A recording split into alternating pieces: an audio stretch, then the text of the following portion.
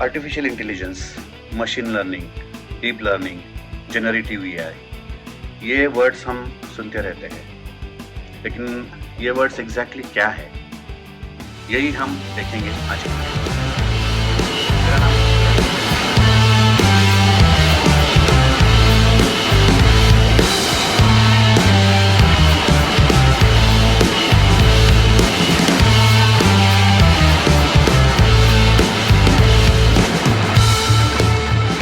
मेरा नाम वैभव है और आप जुड़े हुए हैं टेक टॉक विद वैभव ये चैनल के साथ। तो चलो शुरू करते हैं। तो आर्टिफिशियल इंटेलिजेंस ये जानने से पहले हमको इंटेलिजेंस क्या है ये पहले जानना पड़ेगा, और ये बताने के लिए या फिर आर्टिफिशियल इंटेलिजेंस और इंटेलिजेंस ये चीज बताने के लिए मैं एक एग्जांपल देना चाहूंगा। जैसे कि हम एक चीज को कोरिलेट करेंगे, मेमोरी, याददाश्त।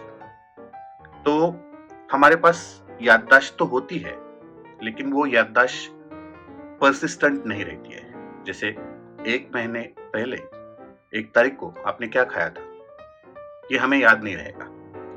तो ये प्रॉब्लम था। इसका सॉल्यूशन निकालने के लिए, मतलब not for remembering what I ate 1 month back, not this, ऐसे कॉम्प्लेक्स प्रॉब्लम्स जो कि हम भूल जाते हैं कुछ दिनों में। तो ऐसे प्रॉब्लम सॉल्व करने के लिए हमने क्या किया, हमारा मेमोरी जो है वो तो लिमिटेड होता है, तो हमने आर्टिफिशियली एक अलग से मेमोरी उसको ऐड किया, और वो भी इवोल्यूशन होते होते आ गया। जैसे पहले कैलकुलेटर हुआ करते थे, तो उसमें एक मेमोरी फंक्शन रहता था कि लास्ट कैलकुलेशन क्या है, that is a very smallest amount of memory reservation.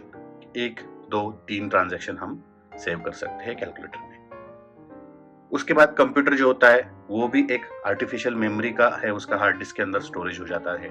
Floppy disk होती थी, कंपैक्ट डिस्क सीडी जिसको बोलते थे वो होती थी, DVD disc, pen drives, external hard drives.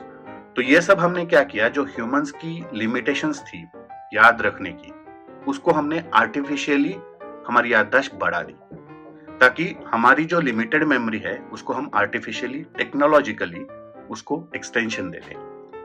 So same thing is there for the artificial intelligence. Intelligence क्या होता है, ह्यूमन बीइंग इज इंटेलिजेंट, और ऐसे बहुत सारे एनिमल्स है जो भी इंटेलिजेंट होते हैं। जैसे कि कुत्ते का एग्जांपल ले लेते हैं। कुत्ता जानता है कि वो कौन से घर में रहता है, वो कौन से घर में उसको जाना है, कौन से एरिया जो है वो एरिया उसका है, उसका इलाका है, जहां जाना है जहां नहीं जाना है, तो वो अपने दिमाग में ये फिट कर देता है। वैसे इंसान का भी है, इंसान की भी मेमोरी होती है, लेकिन वो लिमिटेड होती है। उसकी इंटेलिजेंस जो होती है वो भी लिमिटेड होती है। और ह्यूमन की इंटेलिजेंस कहाँ से आती है, it will not be always born intelligence.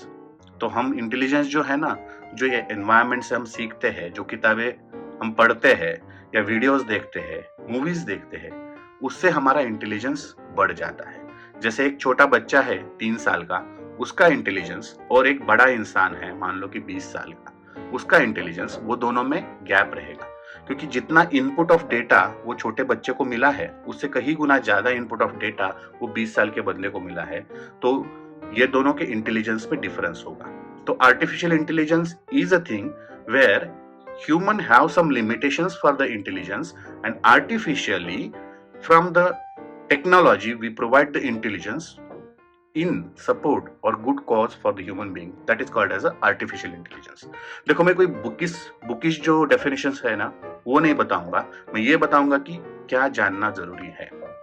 दूसरी चीज, आर्टिफिशियल इंटेलिजेंस जो है ना, ये कॉन्सेप्चुअल स्टेज पे था। जैसे 1956 में देखेंगे तो वो कॉन्सेप्ट इवॉल्व हुआ, और आर्टिफिशियल इंटेलिजेंस ये as a world wide accepted intelligence बना। जैसे मेमोरीज है, फ्लॉपी डिस्क है, वो आउटसाइड ऑफ ह्यूमन बीइंग हम स्टोरेज के लिए चीजें बना रहे थे टेक्नोलॉजिकली, क्योंकि हमारी मेमोरी की लिमिटेशन थी। वैसे ही हमारी इंटेलिजेंस की जो लिमिटेशंस है उसको बढ़ाने के लिए आर्टिफिशियली हम अपना इंटेलिजेंस बढ़ा रहे हैं। फिर उसमें इवोल्यूशन होता गया, जैसे मशीन लर्निंग आ गया। Machine learning means machine will learn by itself by taking some data and learn the things and provide you some outputs. जैसे मशीन लर्निंग का अगर कुछ एग्जांपल्स लेंगे, जैसे सिरी है, या फिर अमेजोन का अलेक्सा है, ये सब क्या करते हैं, डेटा को प्रोसेस करते हैं, and based on the inputted data और whatever data they store, they provide the assistant to the human beings. जैसे ऑटोनोमस कार है, उसमें भी मशीन लर्निंग का बहुत सारा यूज होता है।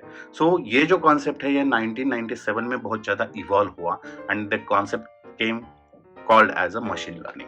This is the extension of artificial intelligence. But that was not also enough, क्योंकि जो डेटा दिया हुआ है बस उसके रिलेटेड ही आउटपुट अगर हमको मिलते रहेंगे तो उसका उतना यूज नहीं हो पाएगा। तो उसके लिए क्या किया, जो मशीन लर्निंग है ना, उसको जो मिला हुआ डेटा है उसको डीप लर्न करने की जरूरत पड़ी। और तभी 2007 के आसपास ये डीप लर्निंग जो है, जो डेटा उनको मिला है उसको ही डीपली एनालाइज करके वो एक नेटवर्क बना दिया, and that network is called as a neural network. मतलब एआई जो होता है ना, इसका डीप लर्निंग जो है वो न्यूरल नेटवर्क के ऊपर काम करता है। जैसे ह्यूमन जो है ना, ह्यूमन का भी एक न्यूरल नेटवर्क होता है, जो हमारे ब्रेन के अंदर अलग अलग नेटवर्क्स होते हैं, इंटरनेटवर्क कम्युनिकेशन हो जाता है। Same thing is there in deep learning, ये न्यूरल नेटवर्क्स बना दिए इन द 2017। लेकिन उसके बाद भी एक बड़ी चीज आई जो आजकल बहुत ज्यादा पॉपुलर हो गई है, that is called as a generative AI. तो जो न्यूरल नेटवर्क्स है उसमें से जो भी डेटा एनालाइज किया हुआ है उसको ह्यूमन को फीडबैक देने के लिए it will generate some of the output format. मतलब जो भी हमको रिक्वायर्ड फॉर्मेट का आउटपुट चाहिए वो हम जनरेट कर सकते हैं based on the artificial intelligence, and that is called as a generative AI. So these are some of the definitions और some of the words the people talk about, but we should know that. और ऐसे ही नए नए videos के लिए हमारे channel को subscribe कीजिए, और आपको इसमें से कितनी टर्म्स पता थी ये मुझे कमेंट में बता दीजिए। हो सकता है आपको सभी टर्म्स पता हो। और नई नई चीजें देखने के लिए सब्सक्राइब कर दीजिए। मिलते हैं नेक्स्ट वीडियो में। Thank you, bye bye.